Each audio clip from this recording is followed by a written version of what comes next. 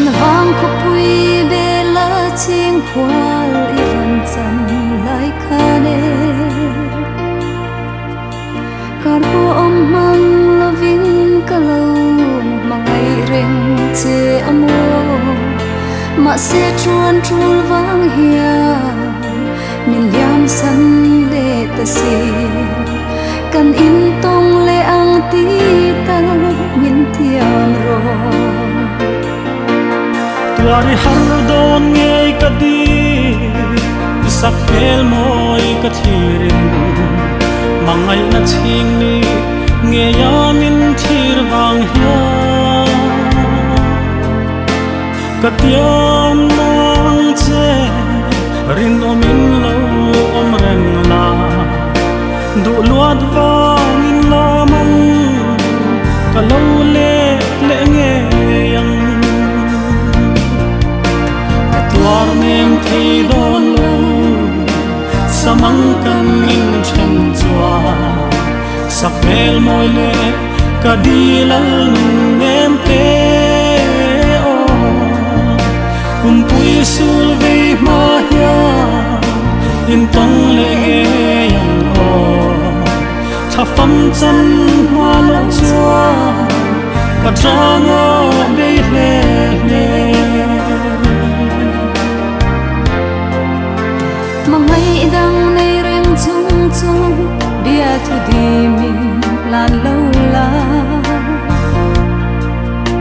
ka thiang him na par moi thia ka min yam san le si chua riak moi yang avain dai rial ka chang nge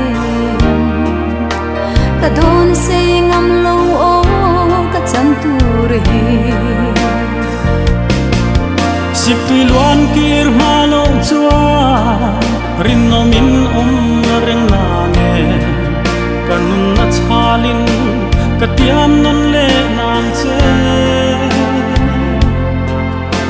ka ma ngai che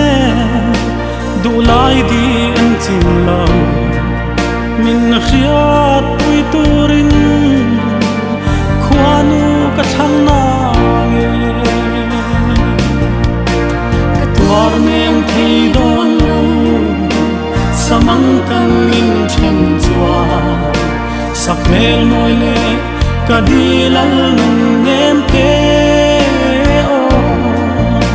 kum pui sul ve ma ya in tong le yang o tha fam chan ma lo chua ka trang o le le le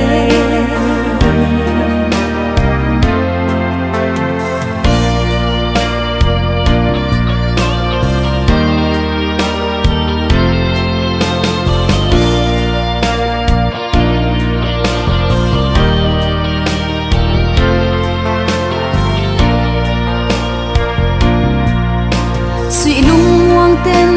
mangai na in kaloma rengam che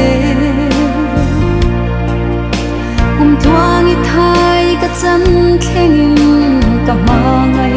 rengam che suy lung muang ten zan nu lo ching to na kan tiam thu de zong kha I vong dun zelang o ka tuar nem thei don lo samang kan min chen chua sak mel moi le